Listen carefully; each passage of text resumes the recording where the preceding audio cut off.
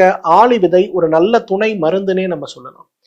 இன்றைக்கு 20 வயது இருக்கக்கூடிய 100 பெண்கள் ஒரு கல்லூரிக்கு போங்க, 20 வயது இருக்கக்கூடிய ஒரு 100 பெண்களை கூப்பிடுங்க, அவங்களுக்கு வயத்தை ஸ்கேன் பண்ணி பாருங்களேன்.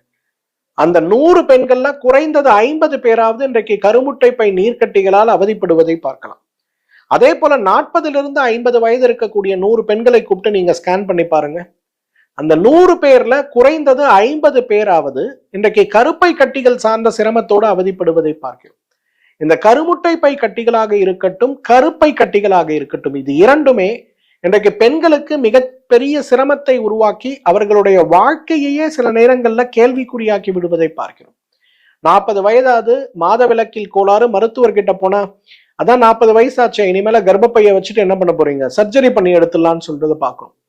20 வயது இருக்கிறது, போனா கருமுட்டை பையில கட்டி இருக்கு, நீர் கட்டி இருக்கு, உடனே சர்ஜரி பண்ணணும், சர்ஜரி பரிந்துரைக்கப்படுவது சில நேரங்கள்ல கருமுட்டை பையே அறுவை சிகிச்சை மூலம் நீக்கிவிடப்படுவதையும் பார்க்கிறோம்.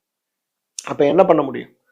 வாழ்க்கையை ஆரோக்கியமாக்க நாம் என்ன பண்ண முடியும்? எதை செய்ய முடியும்? எதை தின்றால் பித்தம் தீரும் கேள்விக்கான பதில் இந்த ஆளி விதை சூரணத்தை சாப்பிட்டாலே பித்தம் தீருங்கிறது தான் பதில்.